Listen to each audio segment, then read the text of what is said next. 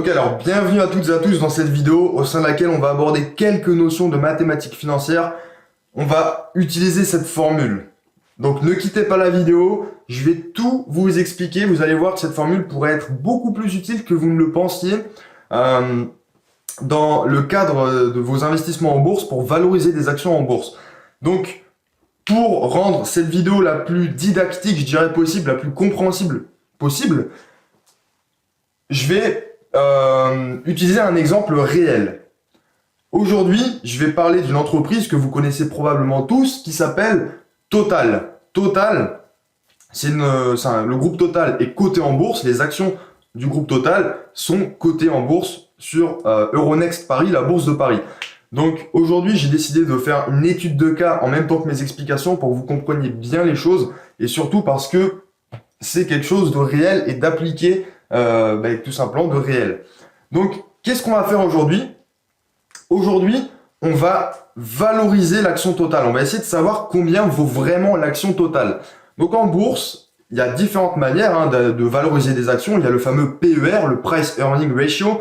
Il y a le PBR, Price to Book Ratio, c'est-à-dire la valeur de l'entreprise, la capitalisation boursière divisée par l'actif net de l'entreprise, la valeur comptable. Il y a un problème parce que les entreprises ont énormément d'actifs intangibles, beaucoup plus qu'avant. Il y a également le ratio valeur d'entreprise divisé par EBITDA. Il y a différents outils de valorisation. Il y a capitalisation boursière divisée par chiffre d'affaires, etc. Mais tous ces ratios classiques sont relativement statiques. Aujourd'hui, je vais vous parler de ce qu'on appelle le DCF. Donc, DCF qui signifie Discounted Cash Flows. Ce principe, cette méthode DCF, elle est un peu plus dynamique puisqu'elle consiste à valoriser une action, à déterminer le cours boursier théorique d'une action en fonction de tous les bénéfices par action que l'entreprise va générer à l'avenir. Donc, si une entreprise génère par exemple sur 5 années 10 € de bénéfices nets par action, si on peut penser de manière quasi certaine que sur les 5 prochaines années, une action va générer 10 € de bénéfices nets par action, on pourrait dire, ok, très bien, on part du principe que cette action vaut 5 x 10, 50 €. Bon, en réalité, ce serait trop simple, c'est une vision très simpliste qui est à peu près correcte, mais pas sur le long terme, puisque en raison de l'inflation, la valeur future de la monnaie est inférieure à la valeur actuelle. Donc aujourd'hui, on va utiliser cette formule complexe. Je ne sais pas si je vais faire des vidéos avec des formules aussi complexes à nouveau, mais sachez que si j'ai décidé d'utiliser cette formule très précise, c'est parce qu'on va essayer de se rapprocher au plus possible de la réalité. Donc si vous êtes intéressé par l'action Total, ou si vous êtes déjà actionnaire de l'action Total, je pense que cette vidéo pourra vous être utile. Elle va peut-être paraître complexe si vous n'avez jamais abordé de notion de mathématiques financières, mais mon objectif c'est de tout vous expliquer. Donc la méthode DCF, elle consiste à dire une chose très simple. L'action, le cours boursier théorique de l'action aujourd'hui, il doit être équivalent à la somme donc des bénéfices par action, des dividendes futurs par action ou des cash flows par action futurs que l'entreprise va générer. Et puisqu'il y a un taux d'inflation, on va actualiser, on appelle ça l'actualisation, c'est l'inverse de la capitalisation. On va actualiser tous ces bénéfices futurs, enfin tous ces flux futurs à un certain taux. Ici, le taux d'inflation de 1%. Donc, dans notre exemple, alors avant d'aborder la formule et de vous donner les chiffres et les explications, je vais vous préciser, je vais vous donner 2-3 outils de valorisation de l'action Total, puisqu'on parle de l'action Total, et vous allez voir qu'il est nécessaire en général d'utiliser plusieurs outils pour valoriser une action en bourse.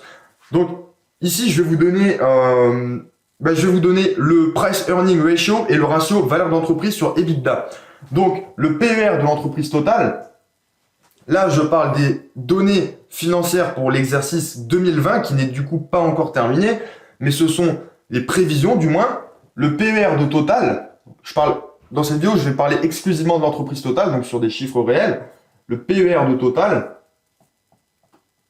en 2020, il est de 45,9.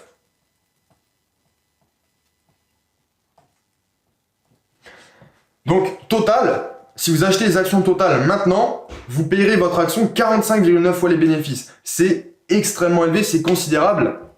Je dirais presque que c'est du jamais vu pour une entreprise qui est dans un secteur mature. donc qui a des perspectives de croissance limitées et qui est dans un secteur, qui plus est, à forte intensité capitalistique, puisqu'on parle du secteur pétrolier et gazier. Donc, si vous achetez les actions Total maintenant, vous allez la payer, vous payerez vos actions 45,9 fois les bénéfices. Pourquoi un chiffre aussi élevé? Le PER, c'est le ratio cours boursier sur bénéfice net par action, simplement parce que les bénéfices de l'entreprise Total se sont effondrés en raison de la pandémie qu'on connaît actuellement. Donc, le PER de Total, il est de 45,9 fois. C'est un PER extrêmement élevé. C'est un PER digne des entreprises en très forte croissance du secteur technologique, par exemple. Maintenant, un autre ratio que j'affectionne beaucoup, c'est le ratio Enterprise Value, donc valeur entreprise divisé par EBITDA. L'EBITDA, c'est l'équivalent à peu près, pas exactement, mais l'équivalent de l'excédent brut d'exploitation en France. EBITDA, c'est Earning Before Interest, Taxes, Depreciation and Amortization. Bénéfice avant intérêt, taxes, dépréciation, par exemple de stock et amortissement de machines, enfin amortissement d'actifs du haut de bilan. Donc ici dans cette vidéo, je vous présente déjà ces deux outils de valorisation pour ensuite les mettre un petit peu en comparaison avec les chiffres qu'on va obtenir par la méthode Discounted Cash Flows. Donc ici, le ratio valeur entreprise sur EBITDA pour Total, alors un petit instant, il est de 7,46 pour 2020. Donc 7,46. Donc vous voyez déjà que entre le Price Earning Ratio et le ratio valeur entreprise sur EBITDA, on a un différentiel qui est considérable. On a un facteur multiplicatif entre les deux qui est peut-être de 6 ou 7 fois. Donc évidemment, lorsqu'on analyse seulement le PER, on pourrait fuir en voyant l'action Total. Personne ne voudra acheter une action Total si on la paye 46 fois les bénéfices. Même 30 fois les bénéfices ou 20 fois les bénéfices, c'est quasiment inconcevable pour une entreprise d'un secteur pétrolier tel que comme le secteur dans lequel opère le groupe Total. Maintenant, si on regarde le ratio valeur entreprise sur EBITDA, c'est un peu plus intéressant. Et je rappelle une chose, le ratio valeur entreprise sur EBITDA, il est beaucoup plus proche de la réalité que le PER. Parce que ce ratio prend en compte la valeur d'entreprise, c'est-à-dire l'éventuel endettement ou la trésorerie nette de dette, bien sûr, et prend en compte non pas les bénéfices après fiscalité et toutes les opérations comptables, prend le bénéfice avant intérêt, taxes, dépréciation et amortissement. Donc ça permet de mieux comparer déjà des entreprises de différents pays qui ont des normes comptables différentes, et ça permet également de prendre en compte les capitaux apportés non seulement déjà par les actionnaires, comme le PER, mais également les capitaux apportés par les éventuels créanciers, bancaires, obligataires. Donc ça, c'est juste pour vous donner les chiffres 2020. Maintenant, ce qu'on va faire, maintenant que vous avez déjà deux méthodes de valorisation de l'action Total, que vous avez déjà des chiffres, on va valoriser l'action Total selon la fameuse méthode DCF dont je parle depuis le début de la vidéo. Donc, comment on va faire? Comment on va valoriser l'action Total? Vous voyez que dans la formule, on va utiliser cette formule. Alors, elle paraît complexe. Elle ne l'est pas tant que ça. Vous allez voir que c'est pas si indigeste que ça. Il vous suffit de la connaître et de l'appliquer tout simplement. Dans cette formule, on a différents paramètres. On en a 4. On a C, I, G et N. Donc, C, on va partir du principe que c'est les dividendes. On va valoriser l'action Total en fonction des dividendes qu'on va pouvoir toucher à l'avenir. Donc, C, c'est ce que vous allez toucher à chaque période. Ici, on va raisonner en année, même si Total verse un dividende trimestriel. Pour simplifier les choses, on va simplement prendre le dividende global annuel. On va raisonner en période annuelle. C, c'est les dividendes que vous allez toucher chaque année. I, c'est le taux d'inflation. On va partir du principe qu'on a un taux d'inflation de 1%. G, c'est le taux de croissance du dividende. On va partir du principe que votre dividende, il augmente chaque année selon un certain taux. Et pour Total, alors au long terme, c'est vrai, sur les 10 dernières années, alors ça a été très vrai durant les dernières décennies, c'est beaucoup moins vrai maintenant. Total, c'est vraiment une entreprise d'un secteur mature désormais. Donc le taux de croissance, il y a un taux de croissance. Le dividende, il augmente un peu chaque année. C'est la tendance au long terme. Certaines années, il stagne, mais il a une tendance haussière. Mais globalement, le taux de croissance annuel moyen du dividende sur les 10 dernières années de Total est de 1,5%. Donc relativement faible, mais on doit le prendre en compte dans le calcul. Parce que le dividende, au long terme, il augmente un peu plus vite que l'inflation, donc vous vous enrichissez. Et N, c'est le nombre de périodes qu'on va considérer. Total, c'est l'une des plus grandes majors pétrolières au monde. Elle doit faire partie des 5 plus grandes majors pétrolières, 5 ou 6. On va partir du principe que Total, c'est une entreprise qui est bien établie, qui est dans un secteur mature, c'est une entreprise stable. Et donc, on va partir du principe qu'on a une visibilité assez long terme sur le dividende du groupe Total. On va partir du principe qu'on a une quasi-certitude sur la stabilité et le taux de croissance annuel moyen du dividende pour la prochaine décennie, pour les 10 prochaines années. Donc, avant d'écrire la formule, je vais rappeler les éléments que je viens de vous évoquer. Donc, petite précision, ici, on va actualiser des dividendes. Mais les dividendes ne représentent qu'une partie des bénéfices et qu'une partie de la richesse dont bénéficie l'actionnaire. Bien évidemment, il faudrait plutôt peut-être prendre en considération non pas les dividendes, mais les bénéfices nets par action ou alors les cash flows par action. En l'occurrence, Total, c'est une action qui est achetée très souvent pour son rendement et pour la stabilité du dividende. Donc, on va se focaliser sur le dividende. Donc, ici, on a le dividende qui est égal. Donc, je vais prendre le dividende de 2020, 3,002 €. Donc là, la source, c'est le site zonebourse.com. J'aurais dû regarder sur le site de Total, du groupe Total, rubrique actionnaire ou investisseur directement. En tout cas, je me base sur ces chiffres. Vous verrez que vous pouvez toujours utiliser cette formule à votre avantage. Du moins, appliquer cette formule à n'importe quel calcul que vous voulez faire. Donc, ici, c'est le montant du dividende. J'ai dit combien? 3,002 €. Ensuite, on a un taux d'inflation I de 1%. Donc, les taux que je vous donne, c'est annuel. Ensuite, on a un taux G. Donc, G, c'est le taux de croissance annuel moyen du dividende total. On a à peu près 1,5%. Ça veut dire quoi? Ça veut dire qu'au long terme, le dividende de Total, il augmente chaque année en moyenne de 1,5%. Au long terme. Certaines années, le dividende stagne, mais au long terme, il évolue selon cette progression. Et enfin, N, c'est le nombre de périodes. Ici, on va raisonner en années, mais on peut raisonner dans n'importe quelle période qu'on veut. Donc ici, on va dire 10. Je précise qu'on est en année. Et ici, on a des taux annuels. Ici, c'est 1% par an, 1,5% par an. Donc, là, l'idée, c'est de se dire, OK, j'ai un investissement, une action Totale qui vaut... on veut savoir combien elle doit valoir théoriquement. Donc, combien on doit la valoriser. L'avantage du DCF par rapport à des ratios de valorisation, c'est que le DCF, il nous donne la valeur de l'action. Combien théoriquement doit être cotée l'action. C'est non pas un multiple ou un ratio, c'est une méthode qui nous permet d'estimer combien vaut vraiment notre action. Donc, on sait qu'on a un dividende de 3,002 €. On sait que le taux d'inflation il est de 1% par an et on sait aussi que le dividende, il augmente en moyenne au long terme de 1,5% chaque année. Il capitalise de 1,5% chaque année. Donc, on sait que 3,002 €, mais au long terme, ça augmentera chaque année de 1,5%. Et on part du principe qu'on est quasiment certain que Total va pouvoir verser son dividende sur les 10 prochaines années et selon le taux de 1,5% par an. Alors, pour le calculer, j'ai calculé le taux de croissance annuel moyen du dividende Total entre 2010 et 2020. On va extrapoler sur la période 2020-2030. Je précise une chose, il faut être précautionneux. En bourse, on ne peut pas toujours aisément extrapoler des performances passées dans le futur. Et là, la méthode DCF, l'inconvénient, c'est qu'on se base exclusivement sur le futur, qui par définition est incertain. Donc en réalité, des fois, on peut utiliser un certain coefficient pour ajuster le risque lié à nos calculs. On va pas le faire ici, ça va être trop long sinon. Mais écoutez, on va tout de suite passer au calcul. Donc combien vaut notre action totale? Là, on va calculer combien doit valoir théoriquement notre action totale. Donc on sait qu'on va toucher 3,002 € chaque année pendant 10 ans, mais on sait aussi que ces 3,002 € vont augmenter à raison de 1,5% chaque année.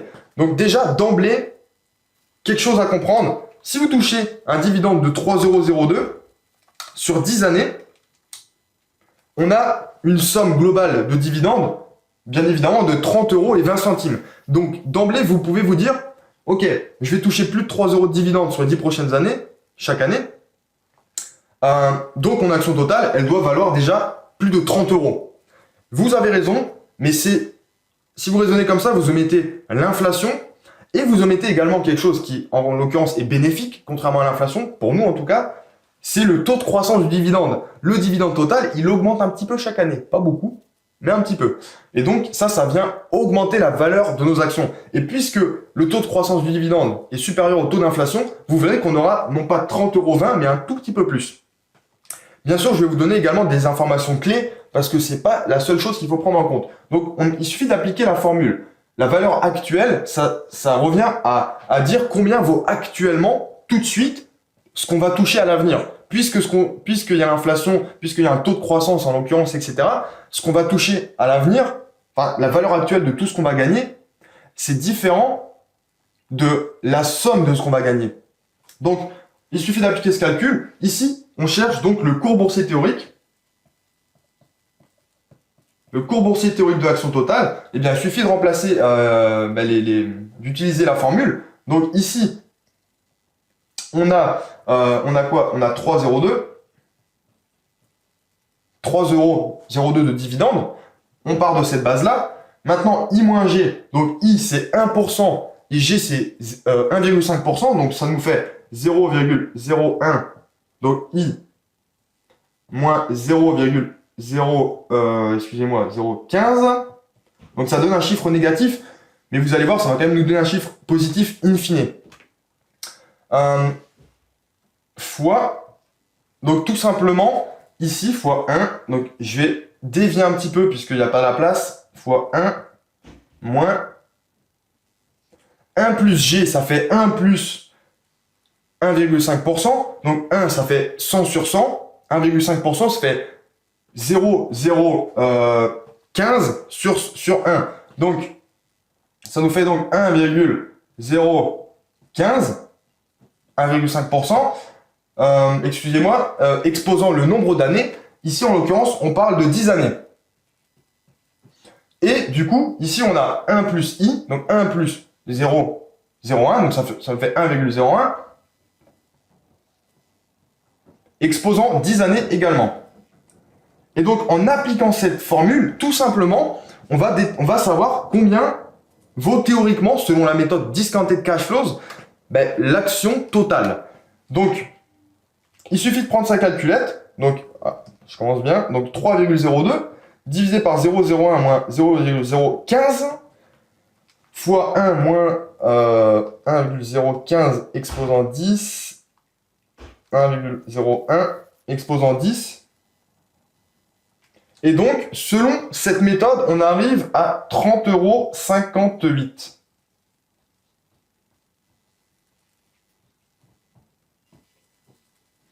Donc, selon la méthode DCF, en partant du principe que l'action totale verse un dividende de 3,02 €, que ce dividende il augmente de 1,5% en moyenne chaque année, qu'on a un taux d'inflation de 1% et qu'on calcule sur 10 années parce qu'on pense que l'action totale va pouvoir nous verser un dividende sur les 10 prochaines années, eh bien, la valeur actuelle de l'action totale, combien vous devriez théoriquement payer votre action totale, votre action totale, théoriquement, elle doit être cotée 30,58 €. Maintenant, précision. En réalité, il y a quelque chose à comprendre ici. Premièrement, on se base sur des anticipations de bénéfices qui sont futurs, par définition incertaines. Donc ici, vous pouvez par exemple, si vous voulez couvrir le risque, alors ça se calcule, mais c'est un peu plus compliqué, franchement, mais vous pouvez par exemple prendre un ratio de 0,9 fois et donc prendre 10% de marge de sécurité et donc dire que votre action totale, elle vaut par exemple que 27 € pour vous couvrir d'un éventuel risque. Vous achetez si elle descend en dessous de 27 €. C'est un exemple. Maintenant, autre chose, l'action totale, elle va peut-être verser des dividendes selon ses paramètres pour les 20 prochaines années. Peut-être. L'action totale, ça fait des décennies qu'elle a un dividende qui est stable, qui est en croissance, en tendance haussière en tout cas, qui est pérenne. Et donc, on pourrait peut-être penser que l'action totale, elle va nous verser un dividende non pas sur 10 prochaines années, mais sur 20 prochaines années. Et dans ce cas, l'action totale, elle vaut beaucoup plus que 30,58 €. Il suffit de réaliser le même calcul, mais de remplacer ici le 10 par 20. Donc dans ce cas, vous avez une valeur de l'action qui est supérieure. Et l'action totale, c'est une sorte d'obligation à coupon en croissance. C'est comme une obligation, c'est un placement. vous gagnez pas forcément sur la plus-value, mais vous touchez des intérêts, donc des dividendes en l'occurrence, importants et qui suivent une légère progression. C'est comme une obligation qui a un coupon croissant, donc très intéressant. Autre chose, l'inflation elle est de 1%. Mais qu'est-ce qui nous assure que l'inflation elle sera de 1% en moyenne chaque année sur les 10 prochaines années? Encore pire, sur les 20 prochaines années si vous raisonnez sur 20 ans. Autre chose, lorsque vous prenez 1,5% de taux de croissance, c'est ce qui s'est passé sur les 10 prochaines années, est-ce que sur les 10 ou voire 20 prochaines années, le dividende total va augmenter chaque année en moyenne de 1,5%? Et plus vous prenez un horizon temporel lointain, plus c'est difficile à dire, bien évidemment. Et enfin, l'ensemble de la méthode se calcule sur la base d'anticipation future, par définition incertaine. Donc évidemment, plus vous prenez un horizon temporel lointain, plus vous devriez vous méfier être précautionneux vis-à-vis du chiffre final, de la valeur finale que vous allez obtenir, c'est-à-dire combien vaut théoriquement votre action. Si vous prenez par exemple 10 années, je vous recommanderais par exemple d'appliquer un coefficient de 0,9 au chiffre. Si vous utilisez par exemple 20 années, donc on est quand même sur un horizon temporel assez lointain, assez incertain, je vous conseillerais par exemple d'utiliser un coefficient 0,7, c'est-à-dire que là, vous retranchez 30% à la valeur que vous obtenez. Donc tout ça, ça se calcule évidemment, les coefficients, c'est beaucoup plus complexe, donc je vais pas le traiter dans cette vidéo. Donc voilà ce que j'avais à vous dire pour la méthode DCF. Donc vous comprenez une chose, mais selon la méthode DCF, votre action totale, elle devrait valoir donc 30,58 €. Je sais pas, elle est cotée à 33,13 € actuellement, donc on est à peu près dans les clous, on est à peu près dans... Les chiffres sont assez similaires, 30,58 € et 33,13 €. Mais néanmoins, il y a autre chose à prendre en considération. Parce que au terme des 10 années, vous aurez touché vos dividendes, etc. Et donc, selon tout ce que vous allez toucher, vous savez que votre action, actuellement, elle devrait être cotée 30,58 €. Mais il ne faut pas omettre un détail important. Vous avez... Au terme des 10 années, vous êtes encore propriétaire des actions totales. Et donc, ces actions totales ont elles-mêmes encore une valeur. Donc, normalement, lorsqu'on calcule la valeur d'un titre selon la méthode DCF, on rajoute la valeur finale de l'action également. Donc, lorsqu'on calcule la valeur de notre investissement, la valeur de notre investissement, c'est tout simplement égal à la valeur actuelle de la somme des versements. Par exemple, ici, si on a une croissance, plus la valeur acquise de vos actions. La valeur acquise, ou appelée également valeur future, de vos actions. Je m'explique. Certes, vous avez calculé la valeur actuelle de tous les dividendes que vous avez touchés ici. 30,58 €, c'est le prix que vous devriez payer pour votre action. Mais au terme des 10 années, vos actions valent encore de l'argent. Et si on part du principe que... Alors, pour Total, c'est un peu différent. Total, il n'y a pas une tendance très franchement haussière au long terme du cours boursier. Mais on va tout de même prendre en compte le fait que l'action Total, elle va se valoriser un petit peu. Eh bien, si on part du principe que votre action Total, elle se valorise au même taux que les dividendes, c'est-à-dire 1,5% par an, si l'action Total, elle vaut actuellement 30,58 € par exemple, on va partir du principe que vous pouvez l'acheter exactement au bon prix. 30,58 € fois 1,015 exposant 10, ça veut dire que votre action, elle vaudra, donc ça, ici, ça, c'est ce qu'on appelle la valeur finale. Bien, la valeur finale ici, ce serait donc 30,58 fois 1,015 exposant 10 années, ce qui nous fait donc 35,49 €. Donc au terme de la période, vos actions vaudront tout de même 35,49 €. Mais encore une fois, une erreur s'est glissée dans ce que j'ai dit, puisque ici c'est sans prendre en compte l'inflation. Donc lorsque vous faites vos calculs, pensez toujours à prendre également en considération l'inflation. Donc dans ce cas, on pourrait approximer le fait qu'ici, on est donc 1,5% de taux de croissance, 1% de taux d'inflation. Ça nous fait donc 1,005 exposant 10, ce qui nous ferait Donc c'est une approximation. Hein. Ce qui nous ferait une valeur de 32,14 euros. Donc on peut estimer que vos actions totales vaudront par action 32,14 € au terme des 10 années. Vous aurez payé vos actions 30,58 €. Et bien, en fonction de tous les éléments qu'on a évoqués dans cette vidéo, vous pouvez déduire la performance globale de votre investissement. Du moins, la performance anticipée. On se base sur des prévisions futures. Mais en partant de tous les éléments qu'on a ici, on peut déterminer la performance d'un investissement, globalement.